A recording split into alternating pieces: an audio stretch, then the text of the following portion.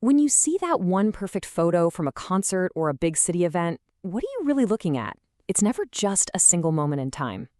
Well, we've gotten a peek into a professional photographer's personal journal, and for one absolutely hectic week, it's going to be our guide to what's really happening behind the lens. So here's how we're going to break this down. First, we'll dive into the diary and see how the city's pulse gets captured. Then we'll get into the nitty-gritty, the actual work behind the lens. We'll even tackle the unique challenge of shooting live performances, before we finally peel back the curtain on what we see versus the incredible effort we don't. Okay, so our story drops us right into early September 2025. You gotta picture this. August was pretty quiet, but now London's event calendar has just completely exploded. The city's coming back to life, and our photographer, Andrew Lalchan, is diving headfirst into the chaos.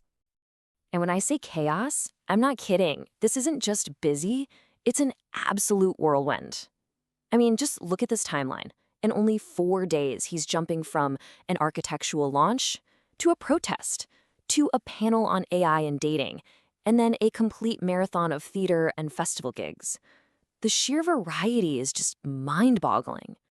So with a schedule like that, what does it actually take to document the life of a city as nonstop as London? I mean, it really feels like you have to be everywhere all at once. And his journal really drives home this incredible range. 1 minute he's capturing the clean, perfect lines of some new building, and the next, he's right in the middle of a messy, passionate protest. Then he's off to a dimly lit business mixer.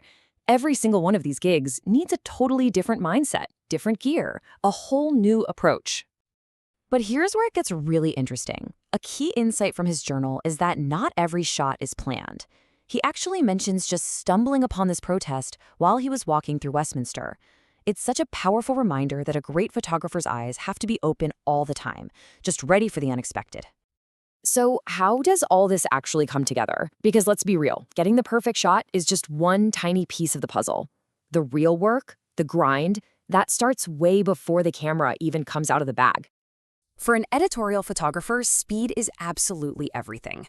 News agencies need those images like yesterday, so the whole workflow has to be a well-oiled machine. Andrew notes he actually prepares all the photo descriptions the night before, right from the press release. That way, the second he's done shooting, he can upload everything instantly, no messing around. And then you've got the challenges on site. Okay, so he's at this AI and dating panel. It's in a dark, cozy room, and he's facing a classic photographer's dilemma. Does he use a flash? Sure, he'll get a super sharp image, but he'll completely kill the atmosphere. The other option? No flash. But then he has to crank up the camera's sensitivity, the ISO, to capture that natural mood. And he runs the risk of getting a grainy, noisy photo.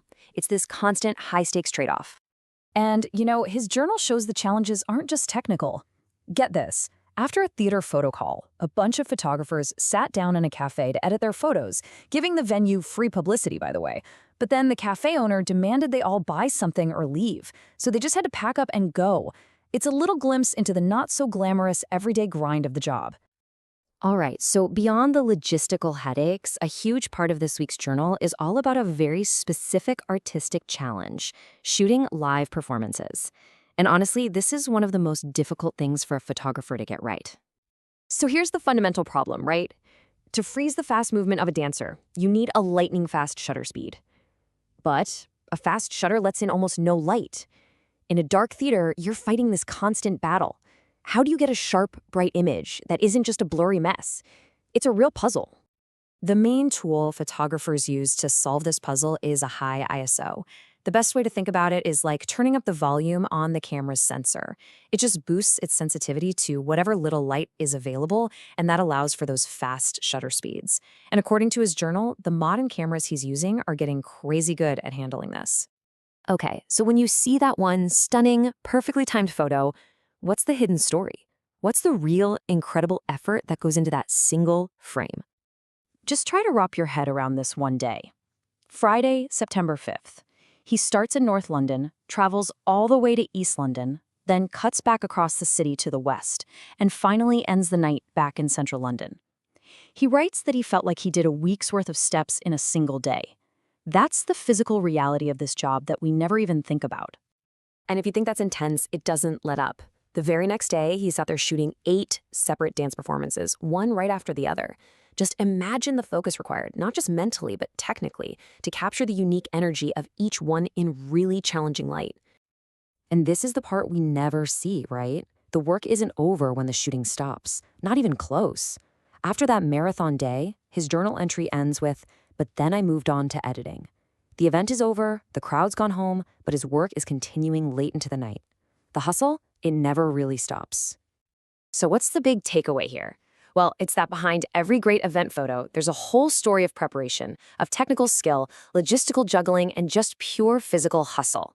This journal gives us a rare glimpse into 1 week of that incredible effort. But it also makes you wonder, what do thousands of weeks like this by thousands of photographers truly preserve? They're not just taking pictures. They are capturing the fleeting moments of our culture that, when you put them all together, become our collective memory.